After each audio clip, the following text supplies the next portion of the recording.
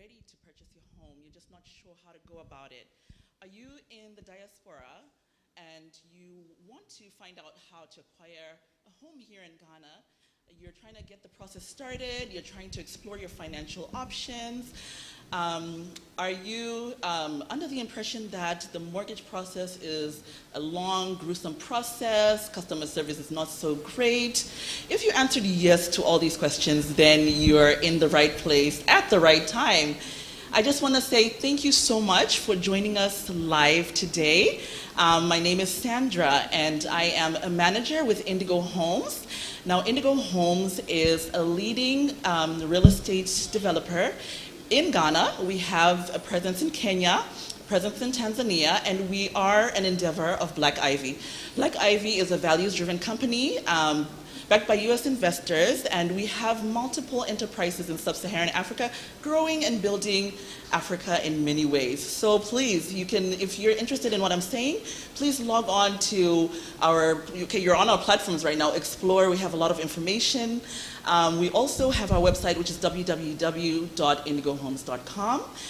So yes, like I said, we're in Ghana developing homes. We have an inaugural development called Ayimensi Park, which we are very successful with. We built 200 townhomes and sold out. We have families that have moved in. And we're now on the second project. But we'll get a little bit deeper into all of those things. But I am so excited today to be joined by Mr. Kojo Ado Kufuor. Did I get that right? You did get it right, yes. Wonderful. All right, so I will let you introduce yourself. And now I know we partnered with the right person, because after reading your profile and just, diving deeper into all your expertise, I know you're the perfect person to answer all these questions that we may get from all over the world, wherever you're tuned in from. So if you don't mind introducing yourself, I'm sure our viewers would love to hear about, a bit more about yourself. Right, thanks. So my name is Kojo Ado Kufuor. I'm the executive head of home loans business at First National Bank, Ghana. Great. Okay, so a little bit more. How many years have you been in the industry? I read a lot. You've experience from all over the world.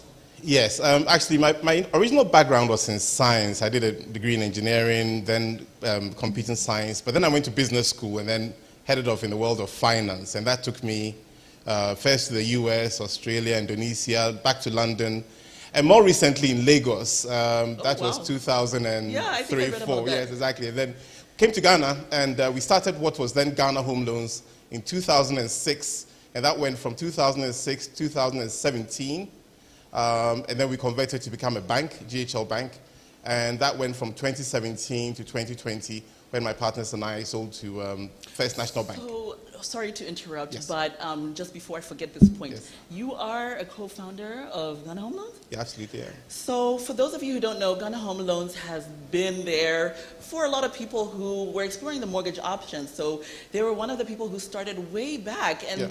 I think, after you continue your profile, that will lead me into my first question. But anyway, you can continue.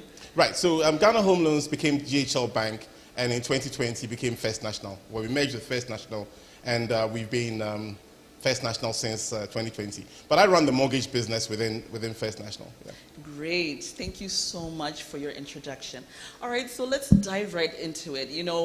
With everything that's happening in the economy and with the dollar rate and all of those things, we just felt like this would be the perfect opportunity to really just collaborate and get together and answer all the questions that, our viewers have, not just our viewers, but a lot of people, from all over the world who are into investment properties and just really want to explore, how to go about, purchasing a home, how feasible is it? Is it, is it so far-fetched? So we're here to just really address all of those things. Here at Indigo Homes, we do not call ourselves sales agents and just pushing homes, but we call ourselves more financial advisors. So we actually want to get to know the customer's needs and actually, address all of those things. And we're with you on the journey.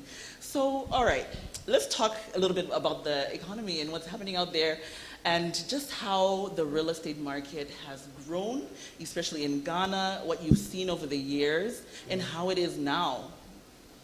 So if you take it back to 2005, 2006, when Ghana Home Loans was launched, the developer market, the Indigo Homes at the time, Yeah. would have focused more on the expats, the non-resident Ghanaians. The sense was that there was no local mortgage business to allow the acquisition of property by resident Ghanaians. So they built for the non-residents. And that influenced the type of properties they built and the price points they came out with. But once Ghana Home Loans came on the scene, it became more and more affordable and possible for the resident Ghanaians to acquire properties. And since then, we've seen an explosion in the type of units, more affordable, so it's relative, but relative to what we were doing then, definitely more affordable. Property prices have come all the way from mid-200s at the time to a lot more in the 60, 70 range, up into the hundreds. So there's a much broader offering than it was at the time. There's been a lot of new entrants to the market. Back then, there were a few majors, but now there are a lot more smaller operators. The industry is definitely more fragmented. Right. The types of properties, I mean, the quality has improved to a large extent, even though there are one or two problem kids in there. But generally, people are now much more aware of what to look for when they are buying. It's also possible for people to build. So we've seen a lot more people taking home construction loans from us to build. But right across, the market has evolved. That is what we've seen. There are a lot more mortgage operators in the market as well. Yeah, Back then, it was us and to a lesser extent at the time, HFC, which is now Republic. But now there are a lot more operators. So right across the board, the industry has grown. And often when people compare Ghana to UK and US, what they forget is those markets have been around for decades, if not hundreds of years. So we're on our journey, but it's definitely in the right direction. That's right. So now that you've said that, you've brought in the US market and the market in UK, and so just talking a little bit more about the Ghana market. Yes. Okay, so we all were here during COVID times, and a lot of different economies experienced a lot of different things. So from your experience and what the bank dealt with, what can you tell us about your experience and how everything was over COVID, and now, what have you seen? Right, so first off, what the benchmark ratio in terms of number of units built by developers and those that are financed by mortgages has always been around 80-20. So if a builder rolls out 100 units, invariably 80 are cash buys and around about 20-30% would be financed by mortgages. So by far and away, most buyers pay cash. We've already struggled with that ratio, but made a bit of progress. We haven't made as much progress as we would like. So we are still up against cash buyers as competition. What happened, what we observed during the COVID period was, initially people were apprehensive. I mean, COVID took everybody by surprise. Nobody saw it coming. But as the pandemic raged on, people came to terms with their mortality. That's right. People realized that we're not here forever. So whatever you want to do, you have to do it quickly. So we saw an uptick in activity. People who had been sitting on the fence decided, right, if I'm going to do it, I might as well do it now because nobody knows tomorrow. All of that kind of thinking came in. And so there was a lot more activity than the previous years. But we saw that activity was more towards the cash buyers. If you have 100,000 cedis in some account somewhere, why leave it there? Who knows tomorrow? Take it out, buy something. So to the extent that financing was required, they came to us. Otherwise, people, we saw a lot of activities from our developer partners, and we're very happy to see that. Because even if we don't get the first transaction, which is the purchase, we can always get the equity release or secondary market transactions. So we saw that, we definitely saw a marked change there. Great.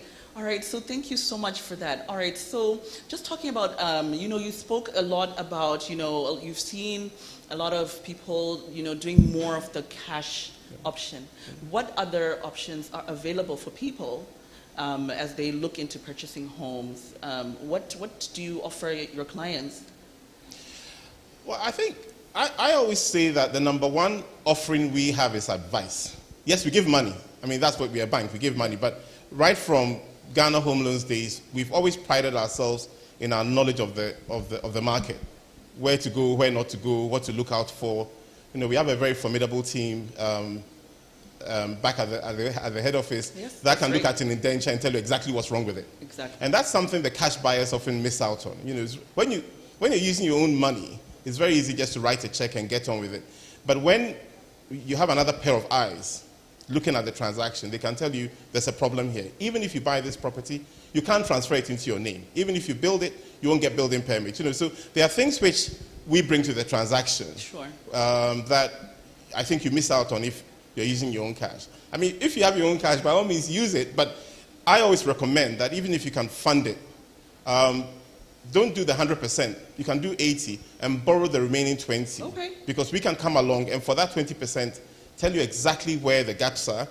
And we go even one step further. We register the property for you, post disbursement. So you're looking to buy an Indigo home. You've chosen this particular one we are sitting in. We will help you with the financing.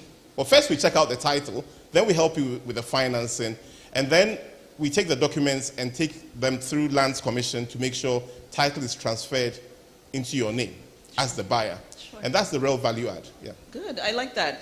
I think you said something and it struck me, and I think that's like one of the synergies with why we actually decided to collaborate is that you guys are advisors. Yeah. You're not just there to take on the client's business, but you're there to actually point them out in the right direction, and we are actually doing the same, so we offer our clients various options of how to purchase for an Indigo Homes property.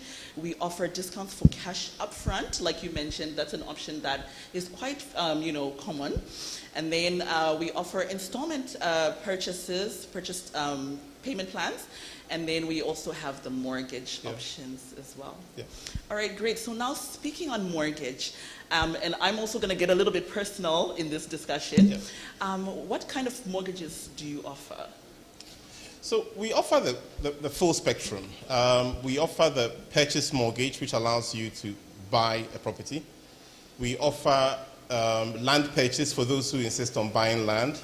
If you buy the land, we offer the construction mortgage, which allows you to build on the land. Sure. We offer equity release after you've built or bought the property. If you want to release equity out of it, we offer that. If you don't have down payment towards the purchase, we offer the 100% mortgage. Okay. So we offer the full spectrum. If you're building, you've gone halfway, you're stuck, we help you complete.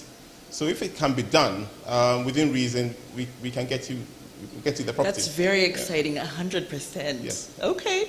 All right. So like I told you, I'm going to get a little bit, more personal in the mortgage process. So for somebody like me, I'm not Ghanaian, but I'm living in Ghana. I'm really interested in purchasing homes and, investing in property.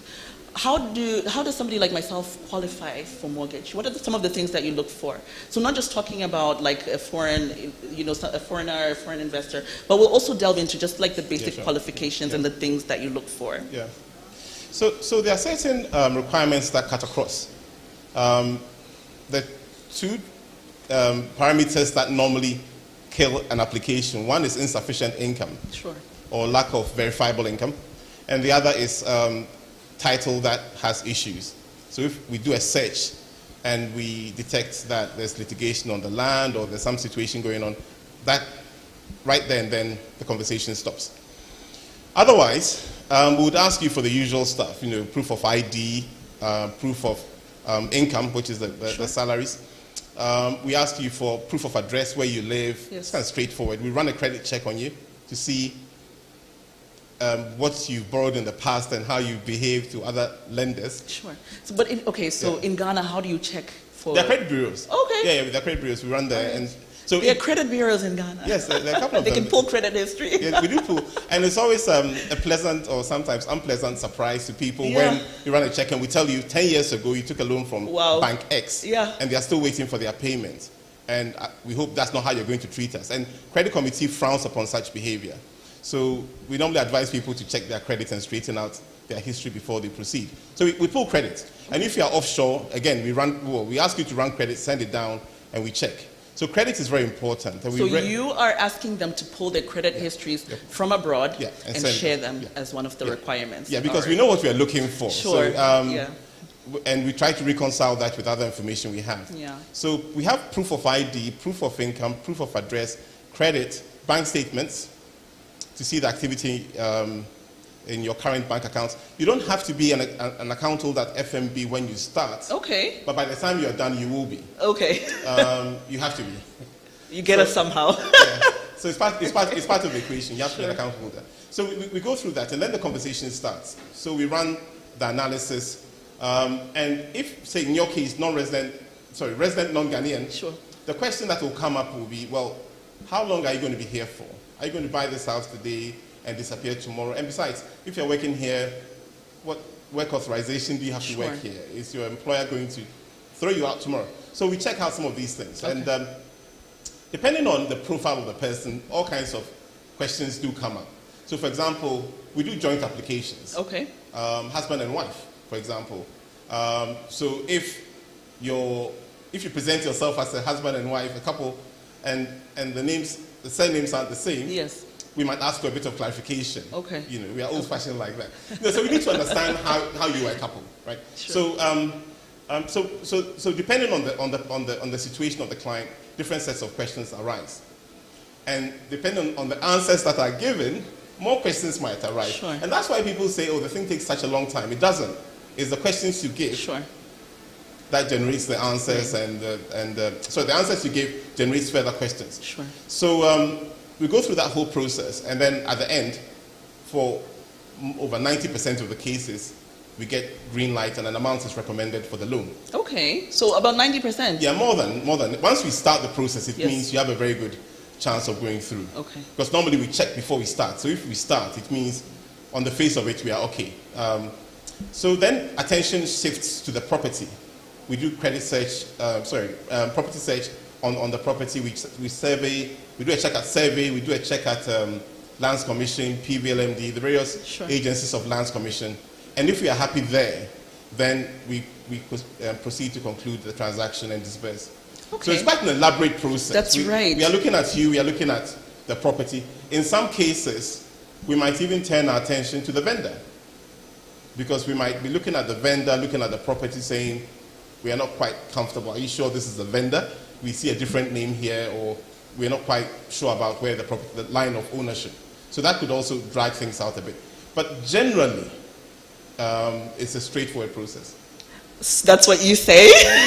That's okay. a fact. All right, so let's talk a little bit more about the lengthy. Okay, so a lot of people are under the impression that, the mortgage process is lengthy, is gruesome, and in Ghanaian slang is long, So we get that a lot.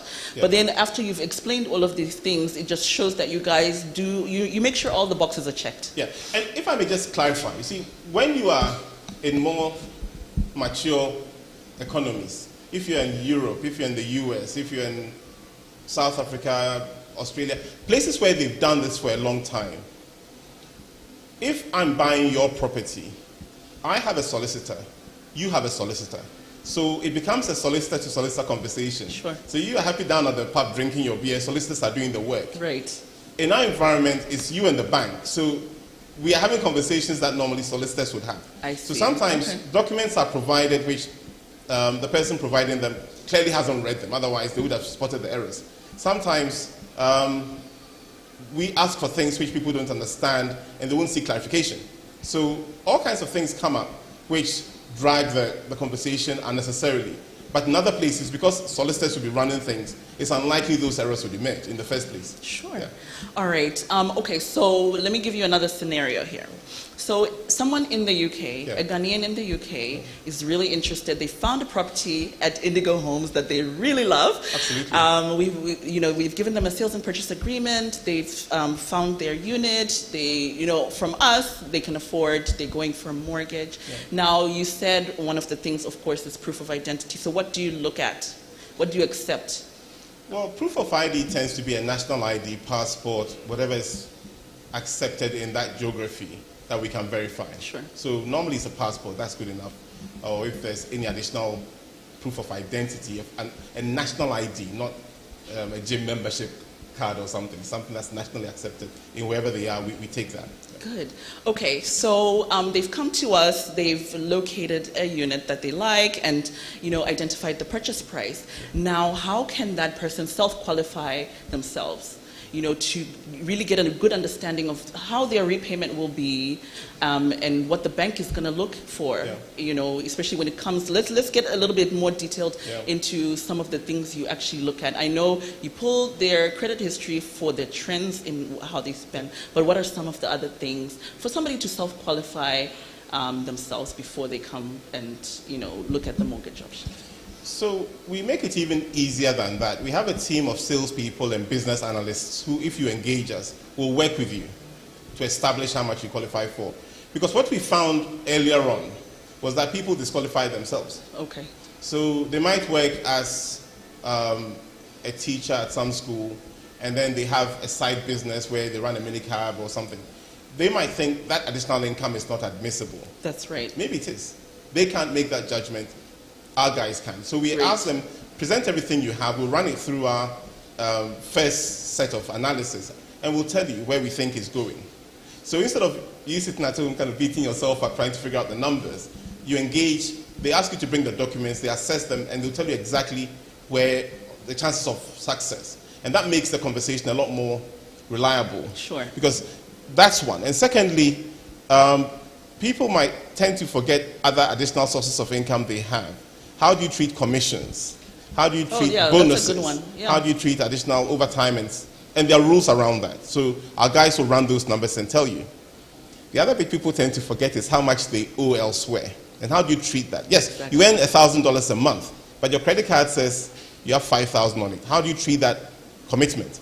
Our guys will tell you that. So I often recommend that people should just engage and go through the process and get a fair idea. And if they're interested, we go from there to full credit.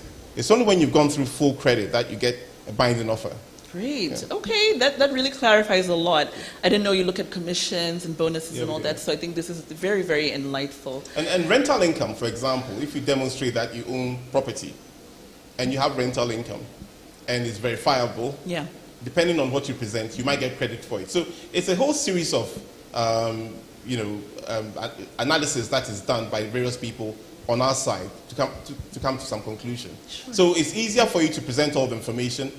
The more you show, the more you get, right? So it doesn't help to show us one payslip and not another. It doesn't help to show us the payslip for one job and not for the other. You give us full information, and then we take it from there.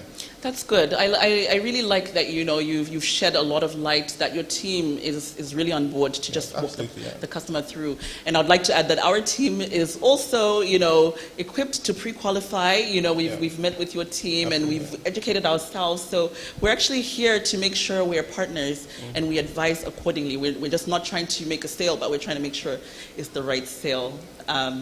All right, so let's actually talk about how long on average does the mortgage process take?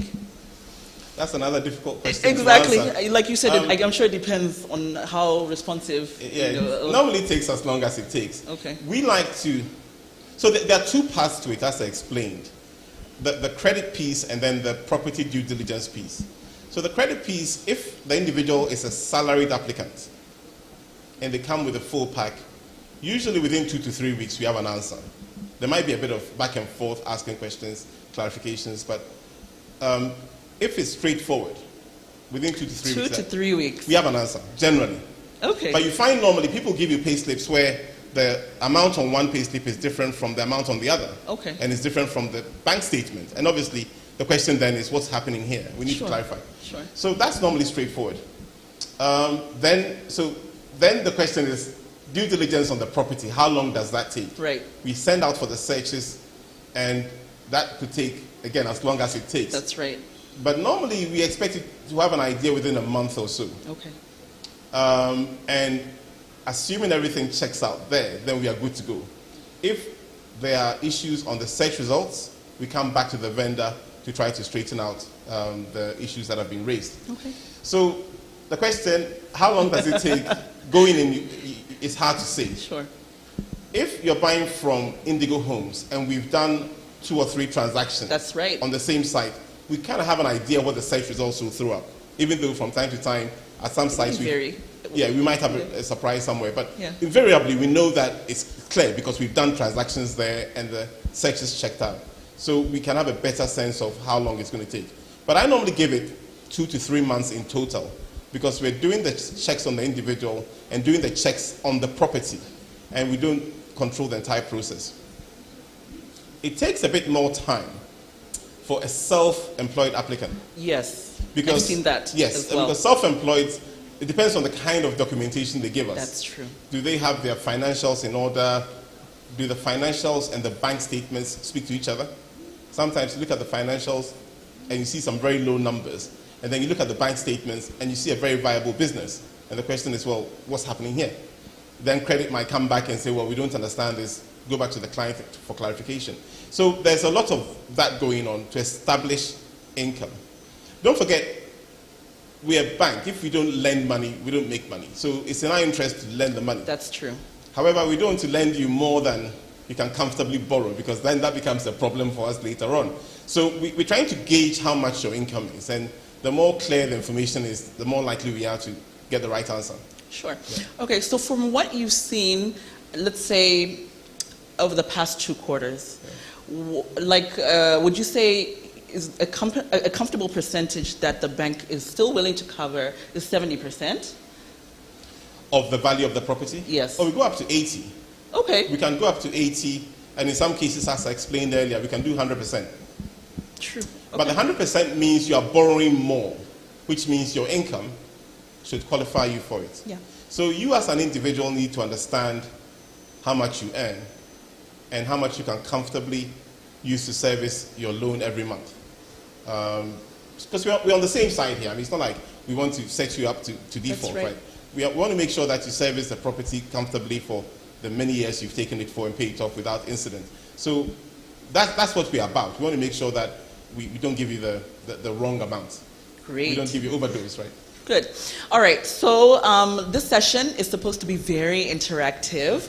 So let me just check out some of our platforms and make sure we share some questions from our viewers. So give me a second. But while I'm taking a look at that, can you tell me right now what you're seeing? What's the percentage of mortgages that you're dispersing? Let's say on a monthly basis, percentage from the diaspora versus Ghana? In the past, the split had been 20-80 in favor of resident. Okay. So if we had 100 people in the book, 80 would be based in Ghana, 20 outside. First 3 quarters 80-20, so 80% here in Ghana. Yeah, exactly. Okay. Definitely local business, yeah, definitely. Contrary to public perception. Exactly. Yeah. And the 80% in Ghana are not the high net worth multimillionaires that people think. They're regular, everyday Ghanaians, right? So again, there are many misconceptions out there. That's right. That's actually really surprising statistics right there. Yeah. Okay. So definitely, but in the past 3 quarters, we've seen a slight shift. So it's now 60-40. Okay. 60 resident, 40 non-resident. We've seen some big transactions coming from offshore applicants. But generally, if I had to strike an average, I'll say 70-30. Okay. In favor of the resident Ghanaian. It's been consistently like that from day one, yeah. Huh. Okay. Yeah. Very insightful. Yeah. All right. So I have a slew of questions for you. I hope you're ready. Absolutely. Ready to go.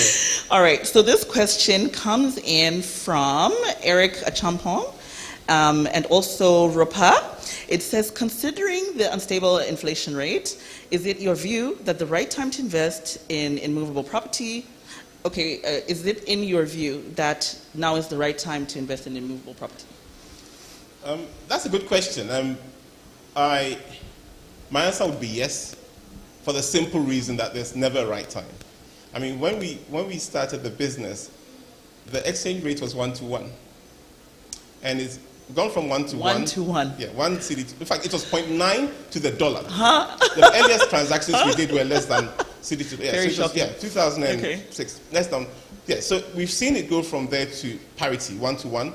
Then I remember very clearly when it went from 1 to 1.2 to 1, and at the time people were really nervous. Sure. It had shifted from 1 cedi to $1 to 1 cedi 20. So that seemed like the end of the world. Oh my goodness. We saw it go from there to 2, from 2 to 4 to 5, and here we are. I mean, at this rate, who knows where we're going? Yeah. So if you sat there back then expecting things to stabilize before you buy property, you'll probably still be waiting. So there's no right time. It's the question of buying the right property and something you can afford. Don't overstretch yourself. People tend to do that. If I may, it tends to come from the diaspora. Okay. You know, everybody wants to have a big old house back home. Very affordable. Don't do that. It's grab a couple. Don't do that. It's not necessary. If you're not going to live in it, just buy what you need. Sure. And don't overstretch yourself. Sure. And you'll be fine. But to wait for things to stabilize, you might be waiting for a while. Okay. I'll also add on to this answer, because from what I've seen over the past couple of years is that real estate in Ghana is always a great time. And you can add on to this to make sure that I'm saying the right thing. But year on year, the value appreciation is incredible. Yeah. And the Indigo Home story is actually a really good one as well. Because I think when we first started and we first broke ground, we were selling, off-plan, early bird for, like, a 2-bedroom was going for about 89,000. Yeah. Right now, it's about 174,000. So the value appreciation story is quite incredible. Yeah. And why not, use this as a great investment tool, and it's year on year. Yeah. And there's a very simple reason for this. I know there are people online probably doubting what we're saying, but I can give 2 simple statistics. I'm old enough to remember when the population of Ghana was 10 million. Every school kid knew this. Yeah. It's now 30. The population is going like this. It's a trajectory, exponential. When I went to university, KNUST, the population of the university was around 4,000. It's now almost 10 times that, right? So that tells you that on that trajectory, population is going to keep going unless something really dramatic happens. Sure. So the demand is always going to be there. And out of that demand, the prices. So that's why there seems to be some support to the price. And ever since we started, people have always said properties in Ghana are overvalued. There's going to be a major crash. It's hard to have a crash when there's demand. We actually hear there's that a real lot. Demand there, and it's not going away. It's real demand. As I said, most of our clients are based in Ghana. So even the Ghana demand alone provides the support. Offshore demand on top of that, investors provide a third layer. So the demand is real, it's tangible, it's not speculation. Exactly. It's people really buying their homes. So to the extent that you're buying a real home to live in, I mean, I struggle to see what could go wrong with that picture. So the demand is coming from the growing population, which cannot be said for most economies. I mean, if you look at the West, you look at Japan, they're struggling with population growth. So that's why they have more, volatile property markets. But in our case, every year you have, a couple of 100,000 new graduates coming out. In 3-4 years, they are your home buyers. That's right. No, that's right. I see a lot of people coming in and, they see some of the prices and they're jittery. And I'm like, listen, just do it. Even in 6 months, the value appreciation is incredible. Yeah. So, yes, now is the right time. All right, thank you so much for those questions. Okay, we'll move on to a question from Richard Obeng. How long is the mortgage terms? We can go out 20 years. Okay. So we give you 20 years. You don't have to be around 20 years. You can pay off. In fact, most people pay off within 6-7 years, right? We would wish they stayed longer. Yeah. We enjoy their company. But within 5-6 years, 7 years, they are gone. Okay. But we still give you 20, or we give you 15. If there's a cap, it's because you might be approaching retirement. So we wouldn't give you a loan that takes you into retirement. Okay. But otherwise, we give you the full tenor, 15, 20 years. Some people have a problem with that because they say it's too long. And my advice is take it. If you don't want to pay for that period, prepay. Exactly. Right? As opposed to shortening the tenor to start with and then struggling to make the payments. Yeah. True. Okay, great. All right, so next question is from Nene. She says, tell us a little bit more about the 100% mortgage. Nene is actually a medical doctor. Right, so 100% mortgage says you don't have to make any down payment, you borrow the full amount. There is a T&C in there. Terms and condition is that there's an insurance policy that you have to take alongside the loan. Okay. And that insurance policy is the one that steps in on your behalf in the case of a default. So you take that for the first 3-4 years, and then you're good to go. If they contact you or contact us later, we can give them full details. But the broad description is that no deposit required. So listen, we're going to share all the details of how, of course, to reach us and how to reach Koja's department. So we'll make sure that also all of these questions are available as well. We'll go ahead and spend time to also go back to the platforms and respond to all of this. All right. So next question is from Francis. What is equity release? So equity release, for me, that's my favorite product. It's the most exciting product. And essentially, it says that it's a product that a homeowner uses to raise long-term funding. And because often you hear people say things such as, in Ghana, you can't get long-term money. Yes. It's not true.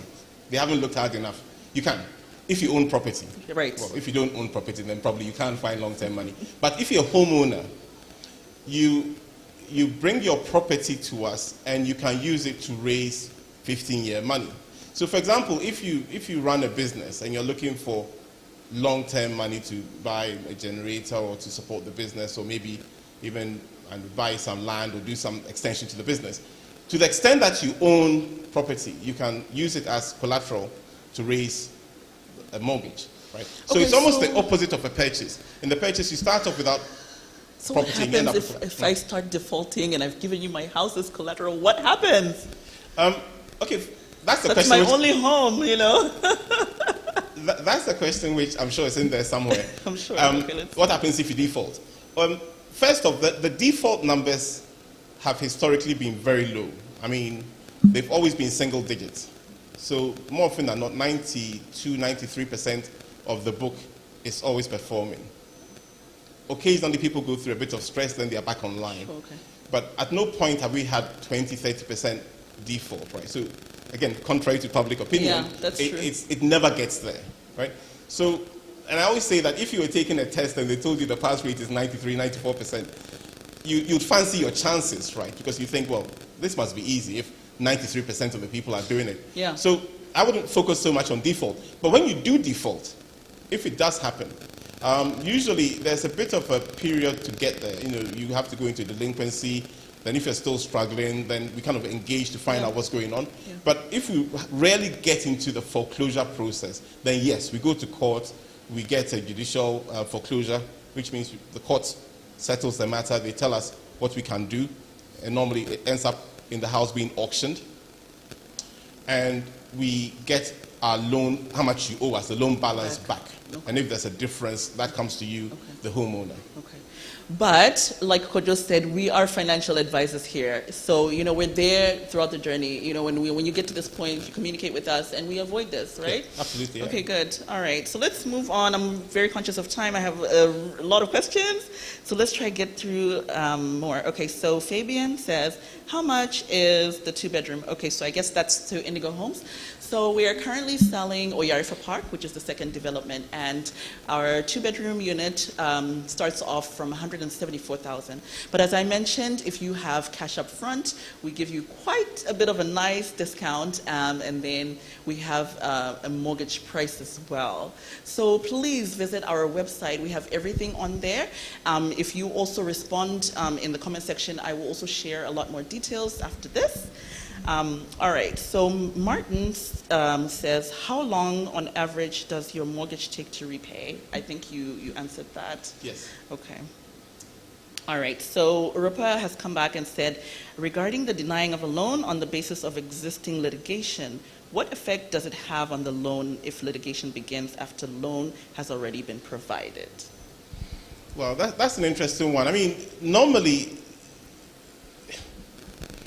it's hard to see a scenario that's being portrayed here, because normally we'll do the searches and confirm who owns the land and make sure the person who owns the land is the person selling the property. If somebody challenges their title, usually 9.5 times out of 10, it ends up in what is called atonement. And that cuts across right from government land to stool land.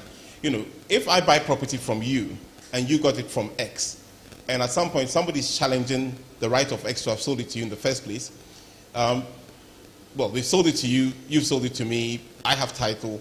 If that title is being challenged, then I might be invited to atone tenancy to the new person. Why? Which means Y is now my new head lessor. Sure. So when it comes to lease renewals and any other such ground rent payments, it's no longer going to X, because the courts of the land have determined Y should actually be the owner. So there's a whole process around that. Again, very, very, very blue moon. Sure. Doesn't happen as often as people might think. Sure. Yeah.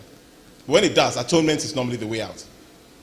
All right, thank you so much. This is, I'm learning a lot myself. I'll continue to ask you questions Absolutely. too. All right, so Abena Yeboah says, thank you so much for such insightful tuition. May I please ask which category of staff salary range qualifies for your home mortgage? Another question I try to avoid, not because I don't have the answer, but the real answer is it depends. It depends what property they are buying. Yeah.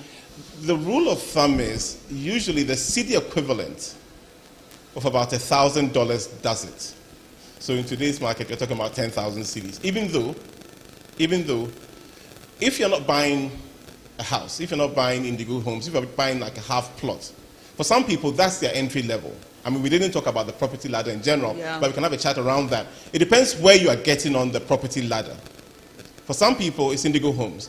For some people on slightly lower income, it's a half plot on a serviced land somewhere, selling for 20, 30K. Sure. And that lowers the threshold, how much you need to earn to qualify. So if she reaches out to the team, they can share a few ideas, establish how much she earns, and then how much she qualifies for. Again, we offer the joint application approach. And that means if she's married, she can apply with a spouse, or she can apply with a sibling, right? Better to have half a house than not no house at all. So, so it depends what the circumstances are. Okay. So that's why I started off by saying advice, I think, is the best thing we offer. Yes. Yeah, because normally you find if you look hard enough, there's a solution for you out there somewhere. Okay, good. Yes, so Abena there, like he mentioned, you know, the Ghana market has so many different varieties of options and pricing, but Indigo Homes is the best place to Absolutely, go. yeah. We offer quality, affordable homes. Yep. Okay, let's move on to a question from Barb. How does the credit process in the U.S. compare to that of Ghana?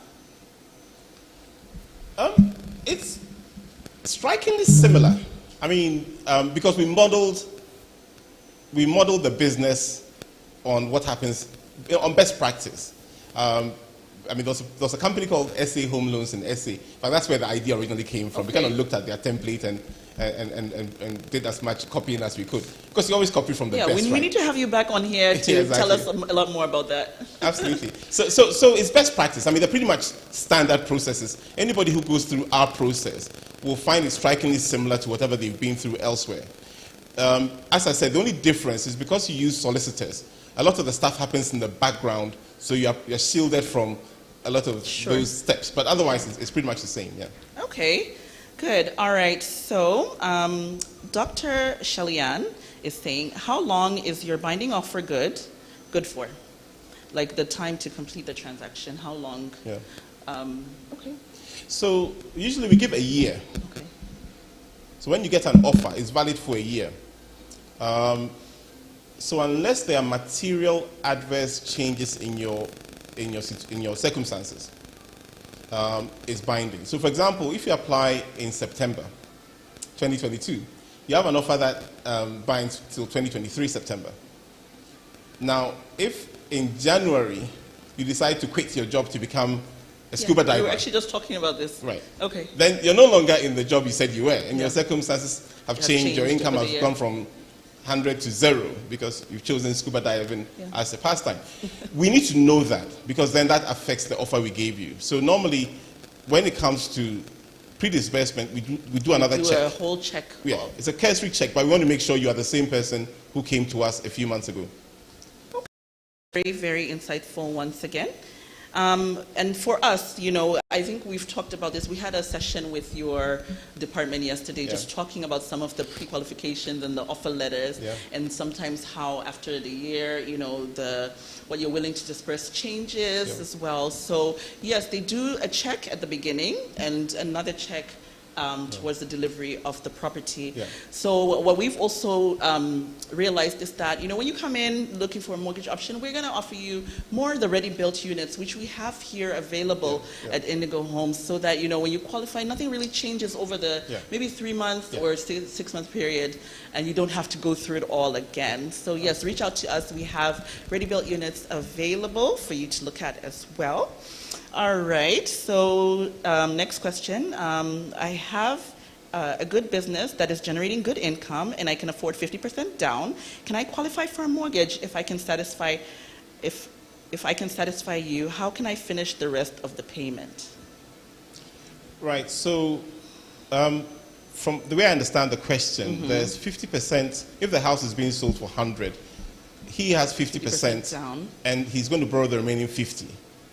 So we would assess him for 50 and give him a repayment schedule for the remaining 50,000.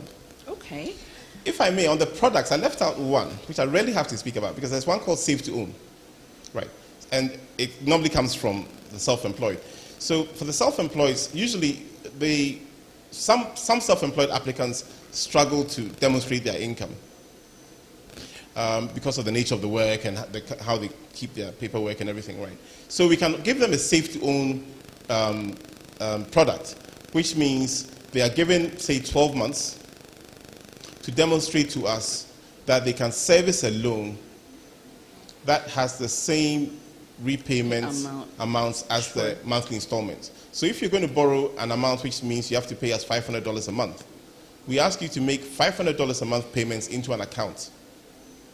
And at the end of that period, so they have to show for a year before you disperse. Yeah, exactly. Okay, yeah. No, we actually have had, for Indigo Homes, we've had a few cases like that. Yeah. And especially, this is an option that the bank would look at, especially for like business owners, you know, that don't really have too many, you know, things that they can verify your history for. So, yes, that's a very, very good option list. So there's a lot of different options for people. Yeah. So now is the time to really look into some of these things. Excellent. And we're available to share the various options that we have. All right, so question from Sam Sapa. What about a retiree who wants to put down 50 to 60% of the property value? Can the bank finance the remaining 50 to 40%? And let's also talk about the age. Right. So usually, as I said, the loan repayment, we try to ensure that the repayment doesn't straddle into the pension years, because we don't want you using your pension to service the loan. Now, there are some exceptions to this, right? There are some exceptions to this because we found that there are certain jobs that people retire from very early. The U.S. Army, for example. Sure. We've had U.S. Army veterans who retired 40 years and still have a good life ahead of them. And they retire on a fairly decent pensions, so, which are almost like salaries. So that counts. Okay. But if it's a regular pension, then that becomes a bit of a problem. But it's 60, it's 40% they're asking for. Yes, how but can it be if you are telling people that you are willing to give, 20 years, you know, how can that be a problem? It's 40%. It's the principle. So we tend to, we offer what is called prudent lending. We don't do anything that could put our clients at risk. Yeah. So if we sense that lending to you will constitute a risk because you've retired, that we wouldn't go down that route. Yeah. Having said that, I'll still encourage him to submit an application or at least discuss his situation. There might be an angle there which allows us to consider the application. Sure. But the general rule of thumb is that if you have someone who's retired, about to retire, we tend not to proceed. But they can also, like you mentioned, the joint applicant option. I've seen people thinking of joining in with their child. Yes, again, so that application will also go through a credit review to see who is really servicing the loan. Right. So the question is, who's really on the hook for this? So it becomes a bit of a credit conversation, and we need to understand where the risk is and take a view. So by exception, we could consider, but generally we try to not to lend to retirees. Okay. Yeah. So I have a question from Nicholas, and he's asking, is the mortgage rate adjustable or fixed? If yes, when does it arise, and can the rate go low? So it is adjustable, it's variable. So it moves up and down with movements in our base rate. So when it goes up, it goes up. When it comes down, it comes down. I mean, right now, globally, rates are kind of trending upwards. So we're having these conversations with our clients. But yes, they are variable.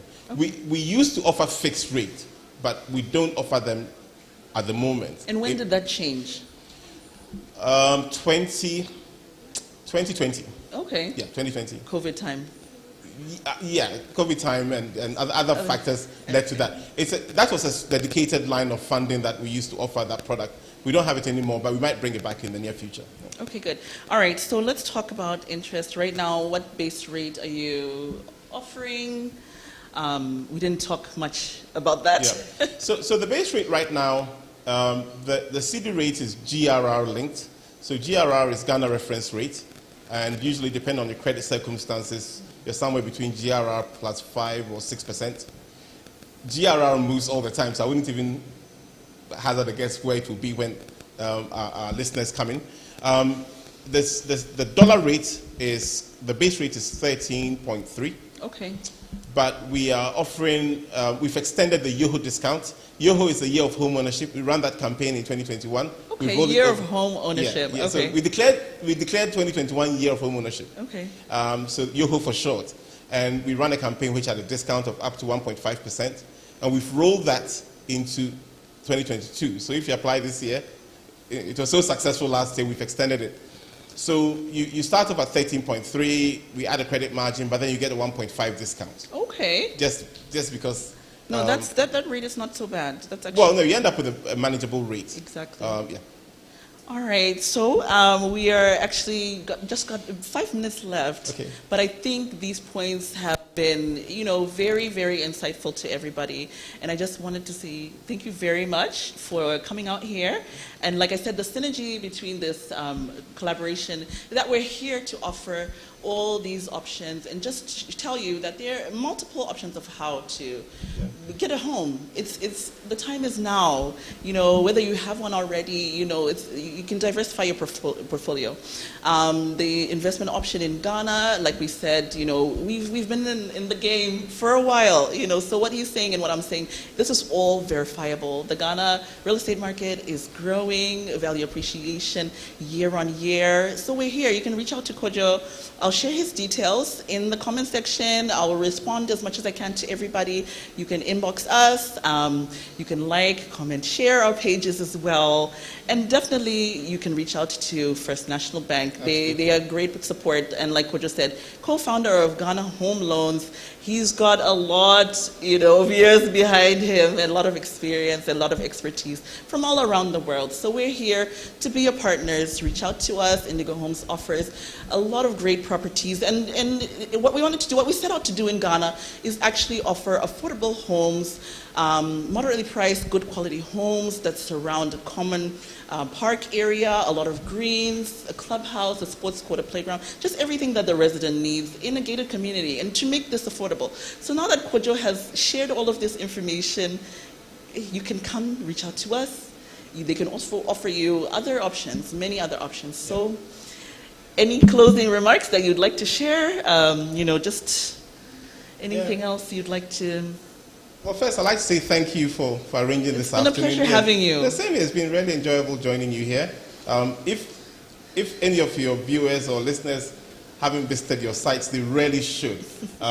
You can see the pictures rolling in the background, but the pictures don't do justice to what they see when they come on site. Really lovely job done, so congratulations. Thank you. And I think we said it before. When it comes to real estate, there really is no right time.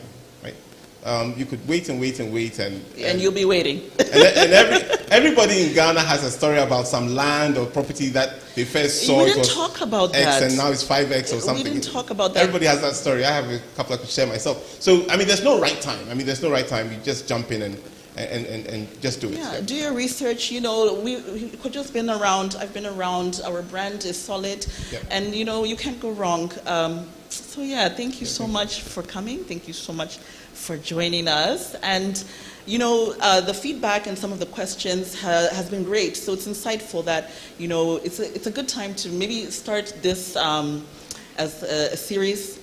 Share what you guys would like to learn more about, whether you're in the UK, whether you're in the US, you're looking to really maybe move over or just diversify your portfolio here. Share with us what you'd like to know. We're not trying to sell all these. We are trying to sell. But we're here again to be your help on this journey. So please, inbox us. What would you like to hear about next? Maybe we'll have him back to delve more into, some of the horror stories that are out there and, the challenges. And we're really looking to tackle and answer and address all of those questions. Thank you so much. Can I put our website address? Yes, please. So it's firstnationalbank.com.gh. And your listeners can also visit the group, First Rand Group, because people are now getting to know the brand. Sure. And when they visit, they'll see the sheer might of the platform. I mean, this conversation has been about home loans, but if you visit the website, you see the institution you're dealing with. It's by far and away one of the giants on the continent. And when they visit First Rand Group in SA, they'll see the amazing range of businesses that come under the brand, and they'll understand the power that drives the business we've just been talking about. Wonderful. Thank you so much. Yeah. Everybody, it's been a pleasure. Thank you so much for joining us. Thank you for making this very interactive. We really look forward to hearing from you and answering all of your questions. We're still there. Comment and let us know what more you'd like to hear. Thank you for joining us. Thank you. Bye.